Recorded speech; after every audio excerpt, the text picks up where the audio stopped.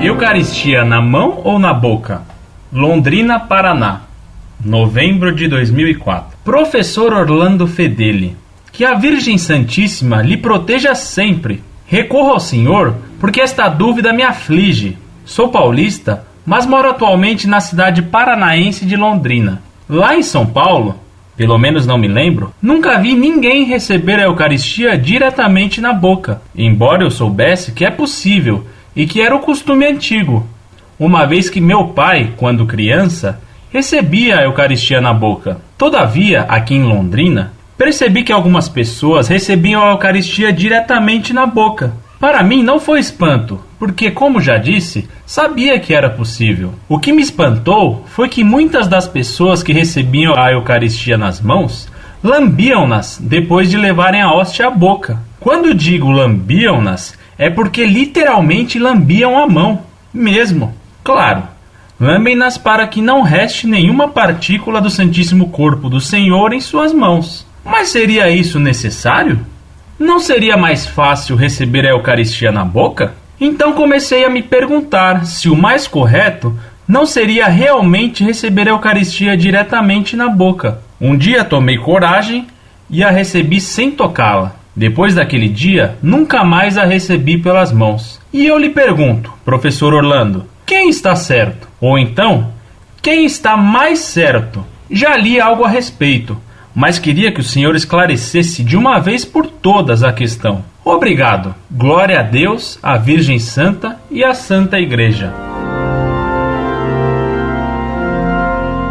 Muito prezado, salve Maria. Sua pergunta é muito importante para muitas pessoas, de modo que, embora eu já tenha respondido em outras ocasiões, repito a resposta para ajudar a muitas pessoas. Entre os abusos que se introduziram após o Concílio Vaticano II e a reforma litúrgica de Paulo VI, que consistiu, segundo o cardeal Ratzinger, na fabricação de uma nova missa, um desses abusos foi o de dar a comunhão na mão. A princípio, se determinou que seria possível dar a comunhão na mão, para quem preferisse assim. Era uma concessão e uma exceção. Depois, se instituiu, por vezes aos gritos, que a comunhão só podia ser dada a quem ficasse de pé e recebesse a comunhão na mão. Por vezes, impondo aos gritos esse abuso. Outras vezes, impondo suavemente em nome da obediência. Quem insistia em comungar de joelhos era bem maltratado. Ainda essa semana, um jovem conhecido meu, que se colocou de joelhos para comungar, foi publicamente humilhado por um sacerdote em São José dos Campos, que recusou dar-lhe a comunhão por causa disso. Não importa que a Santa Sé tenha determinado que é um direito do fiel receber a comunhão de joelhos e na boca. Alguns padres, infelizmente, se acreditam donos da missa e da liturgia, assim como senhores da lei. Que comungar na boca é mais perfeito é evidente, pois evita muitas possibilidades de sacrilégio pela perda de partículas consagradas, já que Nosso Senhor está inteira e realmente presente, com seu corpo, sangue, alma e divindade, em qualquer partícula da hóstia consagrada. Além disso, receber a comunhão na mão facilita o roubo de hóstias consagradas para serem usadas em cerimônias satânicas, a fim de serem propositalmente profanadas. E isso não é tão incomum. A razão profunda pelo qual se forçou, contra o costume e contra o que a Igreja determinara, a recepção da comunhão na mão, foi que isso sugeria que não há diferença entre a mão do sacerdote e a mão do simples fiel. Queria-se dar a entender que o fiel é igual ao padre, ou pior, que o padre é igual ao fiel, que o padre é um homem como qualquer outro. O padre não é um homem como qualquer outro. O sacerdote é um homem que tem na alma a marca indelével de sacerdote de Cristo e de sacerdote in eternum. Desse erro de querer considerar o sacerdote como um simples homem e como qualquer outro, se pretende tirar duas consequências péssimas. Primeira, se o padre é igual a qualquer pessoa poderia rezar a missa. Daí a proliferação abusiva de ministros e ministras da Eucaristia, as chamadas missas secas ou celebrações dominicais sem padre, o fazer até mulheres ler a epístola e o evangelho, etc.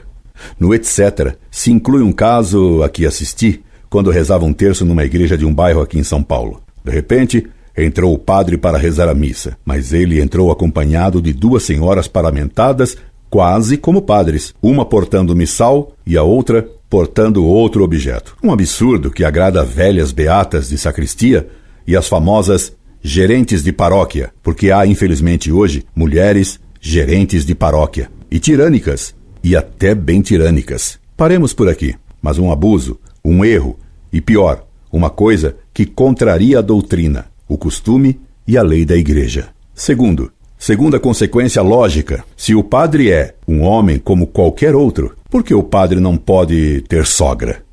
Por que o padre não pode casar como um homem qualquer? Exatamente porque o padre não é um homem qualquer. Voltemos à sua pergunta. Por que é melhor receber a comunhão na boca? Já lhe mostrei os males decorrentes de receber a comunhão na mão. Vejamos agora por que é melhor receber a hóstia consagrada na boca. É melhor receber a comunhão sobre a língua, porque a língua é o órgão da palavra, e Cristo é o Verbo, a palavra de Deus encarnada. Nada mais próprio, então, do que receber o Verbo de Deus encarnado, presente realmente na hóstia consagrada, sobre a língua, que deve ser órgão da verdade. E Cristo é a verdade. Nossa língua deve ser o trono da verdade encarnada, Cristo, Deus e homem, assim como o trono da verdade comum. Se a mão é o meio que normalmente se usa para fazer as coisas, a língua é o órgão que expressa o pensamento. Ora, o pensar é superior ao fazer, e, portanto, a língua é mais nobre que a mão. Alguém poderia dizer que São Tiago previne contra os pecados cometidos pela língua, as mentiras, as murmurações, as calúnias e as heresias que a língua pode exprimir e que levam mais à perdição do que as obras das mãos. A língua, lembra São Tiago, é capaz de bendizer a Deus e de maldizer do próximo. Por isso mesmo, então, a língua é mais nobre, porque só o que é capaz do pior é capaz do melhor. E se a língua é o órgão mais fácil para pecar, ela é quem precisa de mais remédio.